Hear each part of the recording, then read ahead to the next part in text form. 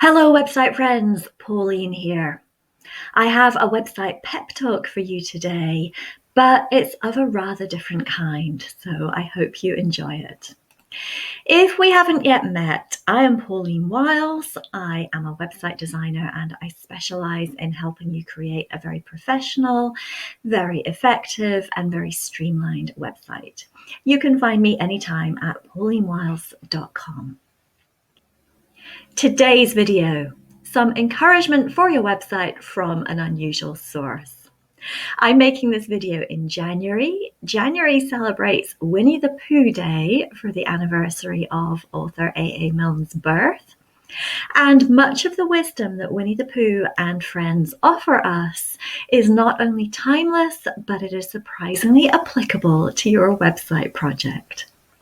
So instead of the usual pep talk, here's some more gentle encouragement. See what you can learn from this.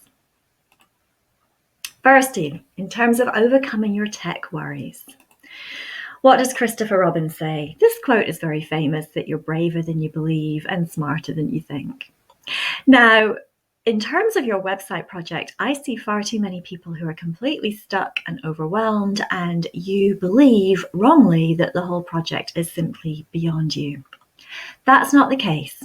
If you keep your project simple, and if you make a few savvy decisions up front, then it really is not that difficult to get to a website that you like and that really represents your work well. Also, Winnie the Pooh tells us you don't get to where you want to go by staying where you've always been. I am talking to an increasing number of people who feel very stuck and very constrained by their WordPress technology. Now, not to get too deeply into that, WordPress was a great choice for many of us several years ago. These days, it's not necessarily your best option. So if you are feeling confused and irritated by the constraints that you are seeing in WordPress, and especially if you're paying hundreds of dollars a year or maybe even thousands of dollars a year for someone to take care of that website for you, then I encourage you to look at other options. What do Tigger and friends have to say about connecting with your ideal website visitor? Firstly, from Piglet, things that make you are you. Yeah, so when you create your website, be very clear about who you are and what your unique strengths are. Celebrate those and really focus on how you want to bring your work to the world and what's special about that. Now, that said, don't make the mistake of thinking that your website is all about you. Eeyore says, consider others. And even though you've identified what your unique position is and how you want to show up in the world, it's really important when you create your website that you keep your visitor in mind. They are actually front and center in the experience. It's not all about you. So think really clearly about what their needs are, how you can best serve them and keep them engaged. That means having things like a clear call to action on each page. Keep in mind the impact that color psychology will have on your visitors. All that good stuff in terms of you putting your best foot forward and really connecting with your audience. Equally, be careful about using too many words on your website and don't feel the need to impress with long and difficult words, as Winnie the Pooh says here. You can get away with far fewer words on your website than you probably think. Keep them short, keep them simple, make them very easy to scan. Pay careful attention to your menus. They should have very crisp words, very clear what the purpose of each page is. There is no need to get clever with your menus. Keep them nice and lean. Now, in terms of how your website helps you build your audience. This encouragement from Winnie the Pooh. Sometimes you have to go out looking for your audience. Go out looking for others. Don't wait for them to come to you. So this means you do not build a gorgeous website and then sit there waiting for traffic. There is a lot of good information available about search engine optimization, or SEO. I don't go into that in this video, but just be aware that you can only do so much and then expect Google to bring you traffic. I want you to take responsibility for getting your website in front of new eyes and a new audience. That means as a business owner, you are really taking it upon yourself to think about how you can be a guest in front of other people's audiences, where you can show up online where your ideal visitor is already hanging out and paying attention, and many other ways where you can get your work in front of the people who will value it, enjoy it, and want to use it. So please don't just build a great site and then sit there waiting. Now, Piglet was way before his time. I'm going to take this Piglet quote and assume that he's talking about building your email list. So Piglet is saying to us, it's more fun with two. It's certainly more fun and it's more profitable for you when you build some kind of community.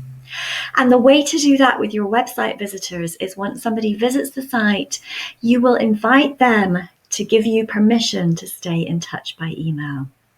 So that means you have an email sign-up form on your site. Chances are you're offering a valuable free resource in return for someone giving you their email address. Don't just say, sign up for my newsletter. That doesn't cut it anymore. But yes, take Piglet's advice here and start to build a community, start to build an email list of folks that you have permission to be in touch with. And please, please know that a website is an iterative process. What do we mean by that? Oh, Winnie the Pooh says, stick with what you know for now. Don't worry about all the things that you don't know. So by that, I think it's worth you considering that you should take small steps with your website project. Don't aim for a massive and perfect website right out of the gate. Think about actually what's the minimum viable website that you can launch with and that you can bring to the world, and then build on that later. I do encourage, however, some savvy research so that you go off down the right path initially with your website. For example, that you're using the right technology and the right platform to underpin all of your website work. So OWL recognizes that you won't always get it right first time. Sometimes the tools that you choose won't be quite right. So I have a link coming up where you can get a list of my free website tools. But yes, bear in mind what OWL says here. Don't drive yourself crazy trying every tool that's out there. But just know that if something really isn't working for you, and that can be anything from your WordPress platform or your existing website platform all the way through to a very small tool, then just give yourself permission to move on, try something else. And yes, don't put yourself under the pressure to think this has to be done, it has to be perfect, it has to be right now. Winnie the Pooh says we'll get there someday. A website is usually a pretty big project. When I work one-on-one with design clients, there are many, many hours of work involved.